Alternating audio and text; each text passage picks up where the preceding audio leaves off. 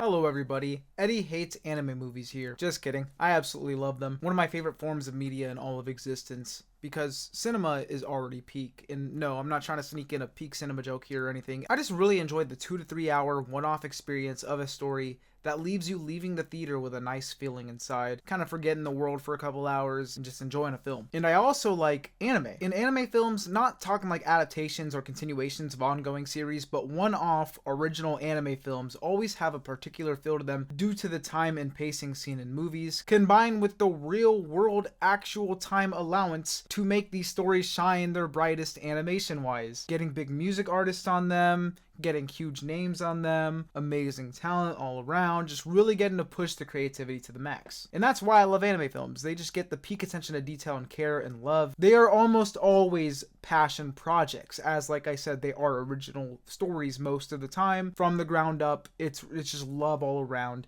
In the latest addition to the anime movie realm, Cosmic Princess Kaguya, a modern reimagining of the Tale of Princess Kaguya, or Tale of the Bamboo Cutter, which already piqued my interest because I'm such a fan of interpretations of that folktale. Hell, the Ghibli Tale of Princess Kaguya might just be my favorite anime movie of all time. So, you know I'm not playing when I say this. I also like the concept of modern reimaginations in general. Belle being another anime example that I thought was pretty cool. So I would be open to having more of these in the future. Cosmic Princess Kaguya comes to us from, at least in America, it's on Netflix, from Studio Chromato and Colorido, with the latter being behind things like Burn the Witch and A Whisker Away, and the former being a new studio from our director for this film, which, with this being Shingo Yamashita's feature-length directorial debut, that would already be a pretty big deal within itself. But add on top of that the music comes from Konishu's score, along with the likes of Ryo of Supercell, Honeyworks, 40MP, Yuigo, probably butchering the pronunciation, I'm sorry, but there we go,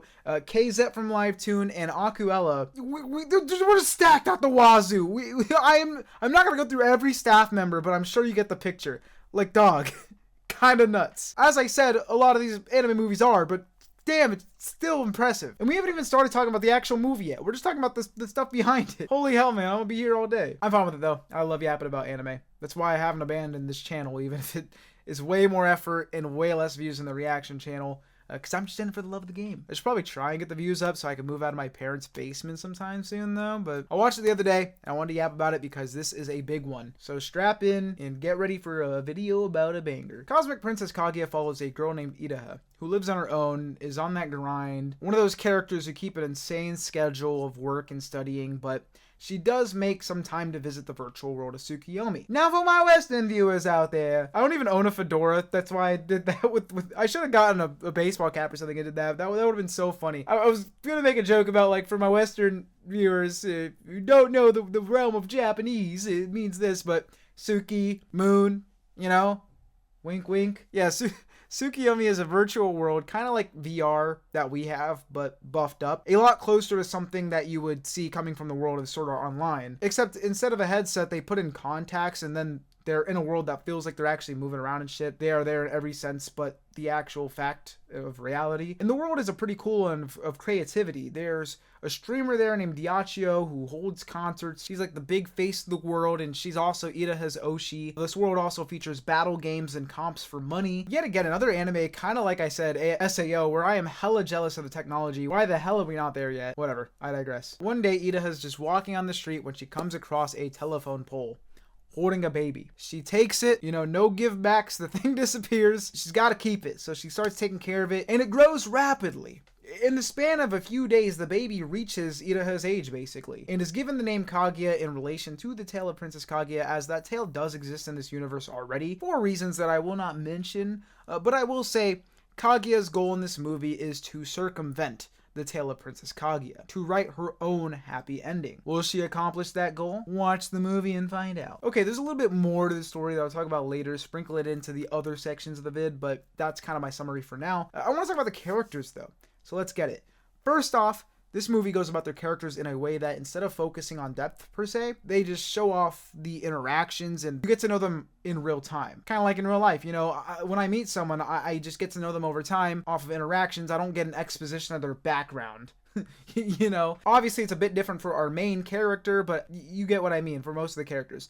But let's start with our main character, Idaha, who is a sympathetic one. As I mentioned, she's going through a lot and is quite a square presenting type of figure, no nonsense sort of deal, but you can tell she's holding back that fun version of her. And she slowly starts to break out of that throughout the movie, mostly thanks to Kaguya's spontaneous influence.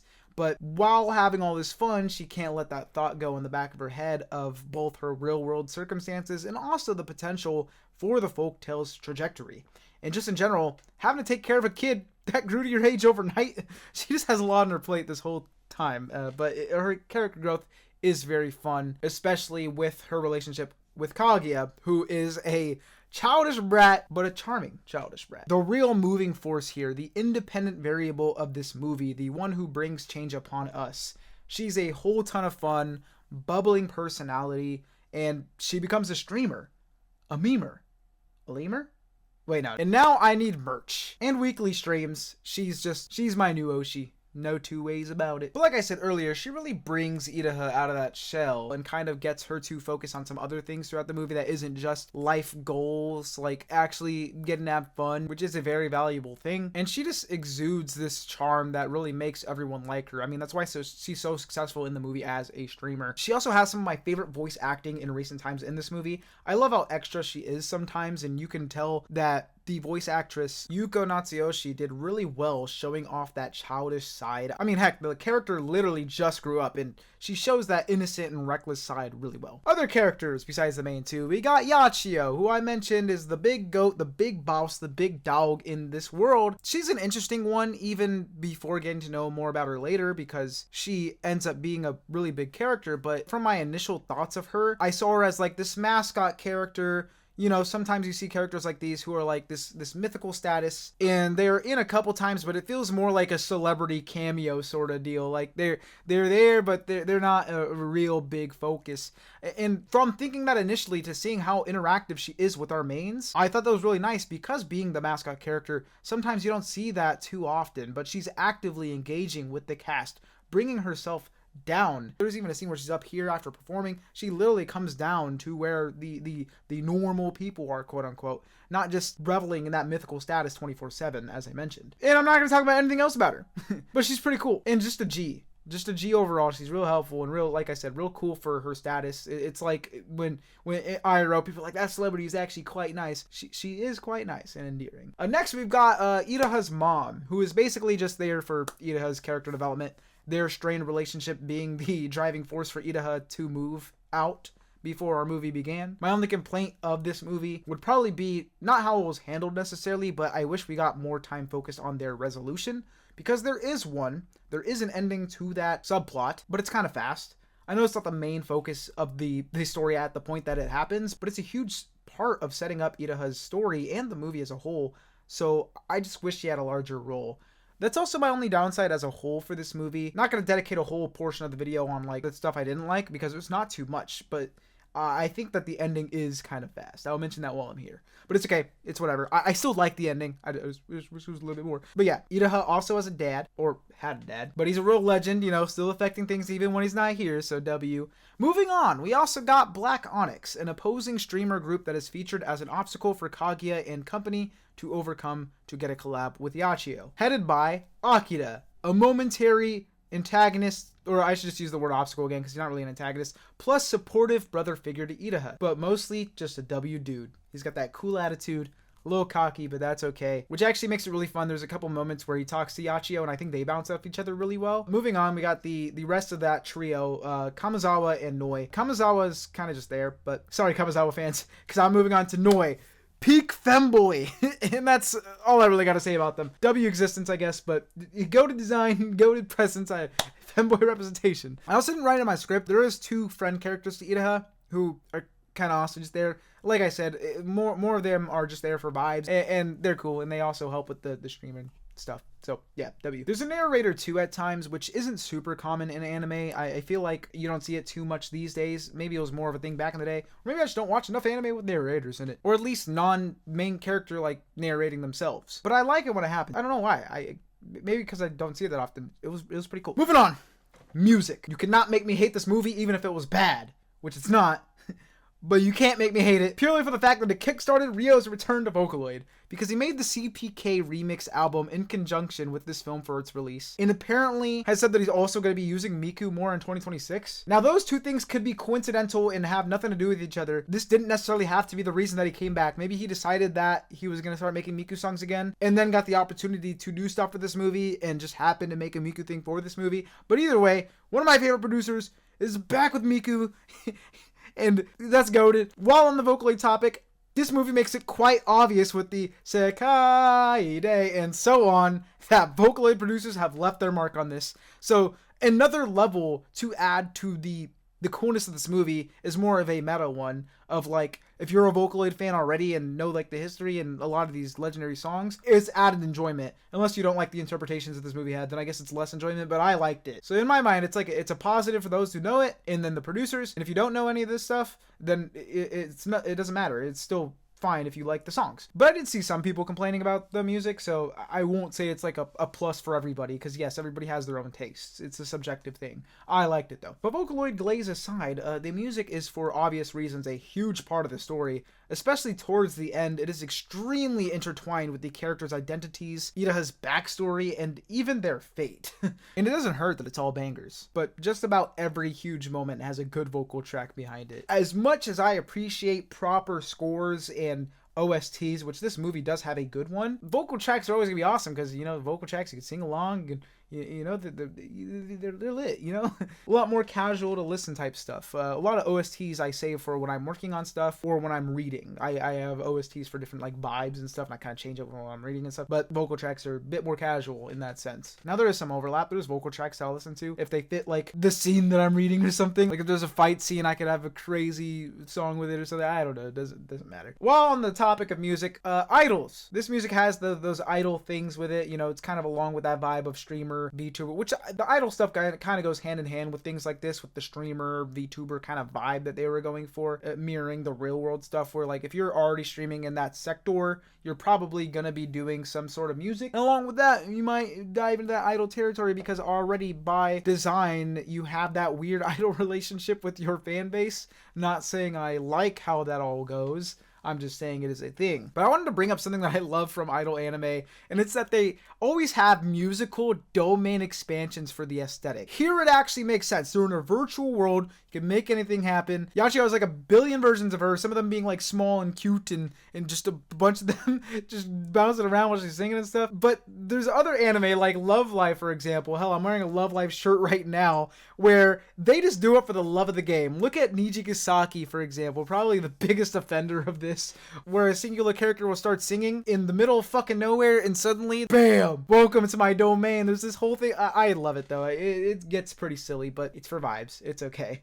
I just wanted to bring it up. Moving on to something that's also silly. Comedy. The movie is pretty funny. Not only is the banter between the characters really good, but they make art choices that are funny. There's even a JoJo's reference in one moment with the character's face. I don't know why I mentioned that. It's just something I really remembered. They even use the climax of the movie to pull a meta Bocchi the Rock style anime moment, where in Bocchi it was the fake ending credits. Here it showed the Netflix interface like the movie just ended, before the character in the moment was like, nah, it can't end here. That is a huge moment to use comedy relief in, and it worked really well. There's just a lot of lighthearted fun here. But overall, it is an emotional roller coaster. Can't spoil anything, but I will mention there was a specific moment that did make me tear up. It was when a particular character was singing at a particular moment, and there was also some fighting going on. I'm going to talk about it in depth at the end of the video, because I don't want to talk about it without spoiling. I want to really talk about my feelings for that. So there will be a small spoiler section at the end of the video to talk about that specific moment. Moving on. Art and animation. There's not a moment in this movie where you could pause and it isn't eye candy. Oh my god, it's so good. It's so bright, so colorful, not just the close-up shots, but the world, especially in the VR spaces, is so beautifully crafted up to the backgrounds. It also doesn't mind switching between styles slightly to fit the scene. And of course, the character designs are great. They actually, I think, help show off the characters. Like I said, not a lot of them getting a bunch of in-depth focus on their individuals, but seeing how they choose to represent themselves in Tsukiyomi, it's kind of like getting a glimpse at their true envisioned selves. I mean, Noi's a really easy example, because in the real world, he looks more like your traditional dude, while in Tsukiyomi, he doesn't look like your traditional dude. He looks a lot more feminine, and towards the end of the movie, there's like a one-off comment where he mentioned he would want a body like that one. So in the VR space, that's kind of, at least I interpreted it as, that's like him living his truth. So it's really cool seeing all, like, how everyone envisions himself in this world. For other characters, it could be more like, for other characters that might not necessarily be the case, maybe they just want to look different for the vibes and change it up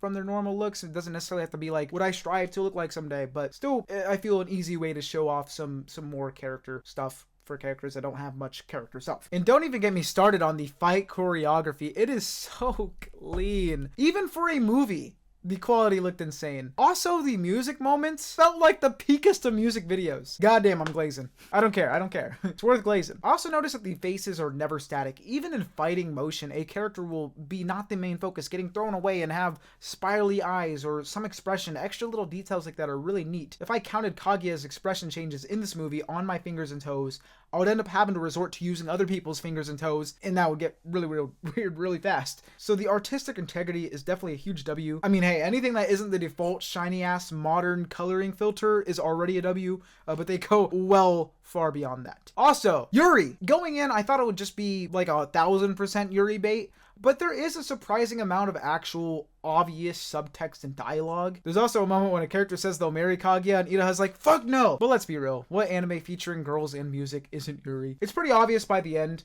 I guess you could argue they leave just a tiny bit of leeway so people can still go, they're just really good friends because society, I guess, and they don't want to anger people that just don't like this type of stuff. But I don't know. I think if you watch the movie with your eyes open, I don't see how you could miss it. But somehow, someplace, somewhere, some way, somebody will still argue that there's no possibility that this could be Yuri. Not even a chance, not even a fraction of a decimal of a percentage of a whatever.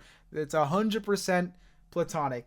I'm betting you it's gonna happen, and you know, I can't change your fucking mind, but in my opinion, I think it's there. Lastly, I want to talk about the actual release method of this movie being a Netflix release, because it dropped on Netflix for us the same day that it opened in Japanese theaters.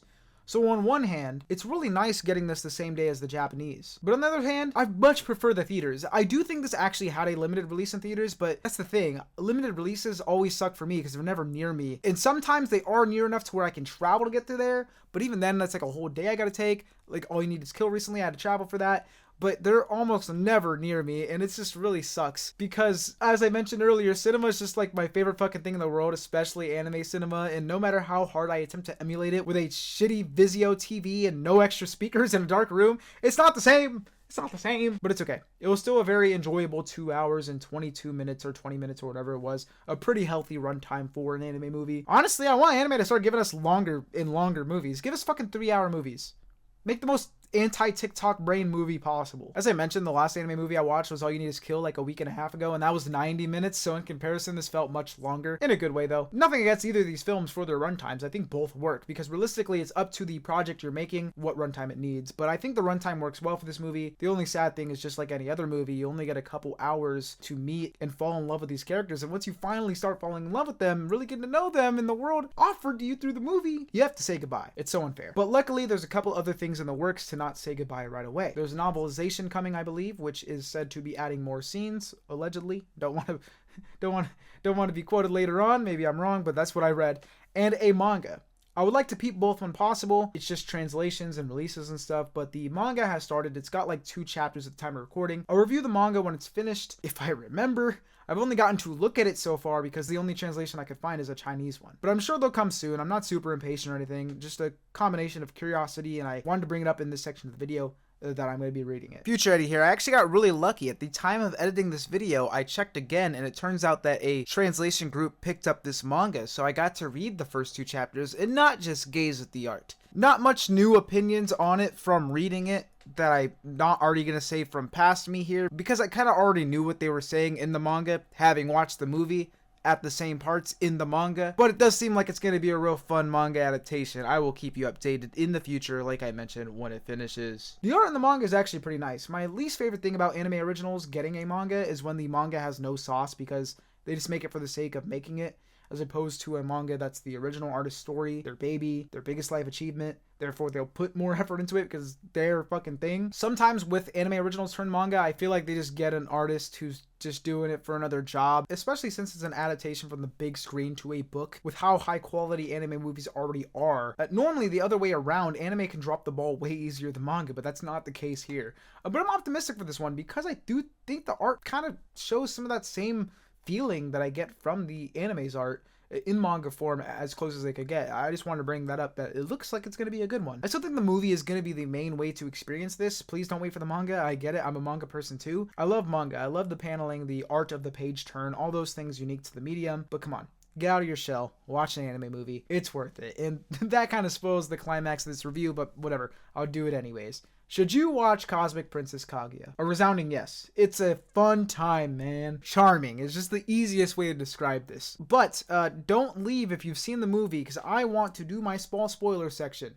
If you haven't seen the movie, skip to the outro. I'll put timestamps so you won't accidentally get spoiled. Do not worry, but here we go. Small spoiler section. I don't want to yap too long, but I couldn't find a good place to put this in the review without it being awkward and not spoiling it. So this is for y'all who have seen the movie. The one part of this movie that made me tear up like a bitch was when Kaguya's graduation concert was happening. Everyone was defending against those trying to bring her home. And that combo, along with just knowing this tale and how it always ends, and with no real sign that they were actually going to change that fate. Obviously, we know that later on in the movie that they do, but we weren't there yet. And low-key, this is going to sound cringe, but as a VTuber fan that's mostly in it for the music, but does have a select few that I really, really like beyond that, just that. Namely, Gura, Kazuna Ai, Suisei, and a couple others that I'm a huge fan of overall. Seeing one of them graduate recently with Gura, full on for the first time, because yes, Kazuna Ai had the hiatus thing, but at least with that, I knew eventually she'd come back, and she has. Gura was full-on graduation for one of my favorite VTubers, and it left me fucking cooked. I get that it's cringe. I have a valid reason to bring this up, because I want to mention that this brought me back to that moment. I felt like I was reliving it on top of the rest of the scene, piling on top of that emotionally. And my main point here is that when we talk about media, specifically fiction, and compare scores or ratings or just overall feelings on the subject, the discrepancy between everybody can usually be boiled down to the nuance of our personal experiences and how we relate what we are witnessing to those moments. So once again, this is a goofy example to people because it's just a VTuber graduation, but a more serious example, one that has affected me and I've noticed whenever I consume media now, is my brother's passing. Since then, seeing death portrayal in media has hit way different, and even on things I'd seen before. I mean, Persona 3 replays now compared to when I first played it, not having gone through that experience, like, it feels a lot more real, this concept of death now. For others, it could be romantic experiences. I don't have that, so maybe my view on a romance series would be different than someone who has had great or bad experiences. It's just really interesting, so I wanted to use my own tears as a launching pad to talk about something that I think is pretty precious and cool with stories and how they affect us. Just some food for thought to end the video. I could also get into a whole conversation about how after the reveal, it's going to be interesting rewatching, because it will be real fun seeing the parallels between Yachio and Kaguya now, because they are the same, but one's gone through way more actual time and the experience. But like, it is kind of tragic on Yachio's side, but I don't know. There's a lot of contrast. So even down to the hair color, you could like go, oh, one of them's this and this one's bright and all this stuff.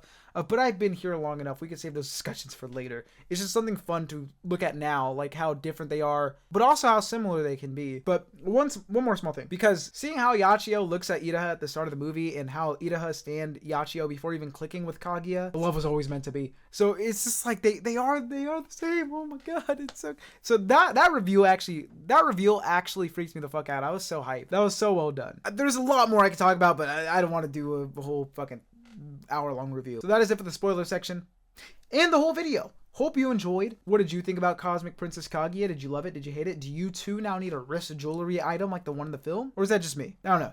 Have a good day, guys. Subscribe if you're new. Like the video if you enjoyed, and comment. Please comment what you thought. And bye.